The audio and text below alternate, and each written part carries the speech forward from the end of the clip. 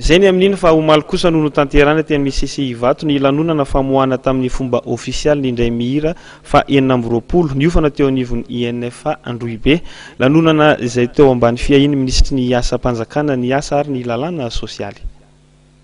Assistant administratif, contrôleur de commerce, contrôleur de domaine, miisa 3 sy efajato ireo no nivoaka teo anivon'ny ivitoeram-panofanana mpiasa mpanjakana INFA Androibe. Razavindrakot Marie Jacqueline no anarana isaluran'ireto andiany fa 2020 nivoaka teto amin'ny INFA Androibe ireto. Razavindrakot Marie Jacqueline izay mpanabe teo anivon'ny sekoly antonany maro ary nodimandry ny taona 2024.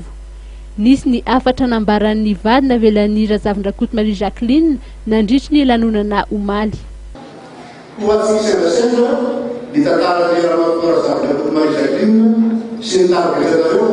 Satria amin'ny koa hoe ny fanabeazana sy fampianarana blina ao amin'ny Institut National de Formation Administrative no fototsy ny mandehan'ny asa mpanjakana eo amin'ny mpanompoana fotony ny vahoaka malagasy.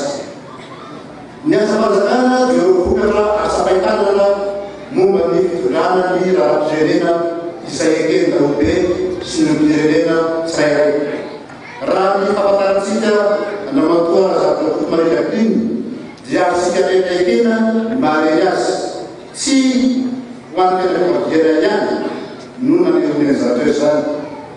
Nareny zany fa amin'ny rehetra ny fanerasera taminy indrindra ianareo ao amin'ny andieny fa 2020 sy ianareo mpiara-miasa taminy. Niofana nandritry ny roa taona ireto mpiofana navoakan'ny INFA ireto ary mpiasa mpanjakana avy hatrany.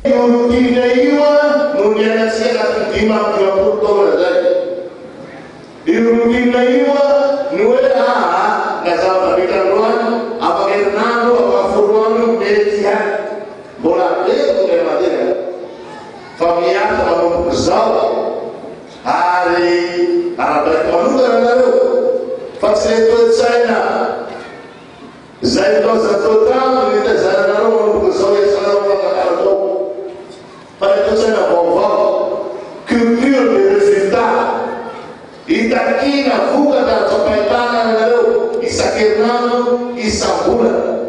Araka izany dia miandrandra vokatra tsara etin'ireto mpiofana navoakan'ny INFA izay andray ny asa mpanjakana, ny ministeran'ny asa mpanjakana, ny asa ary ny lalàna sosialy.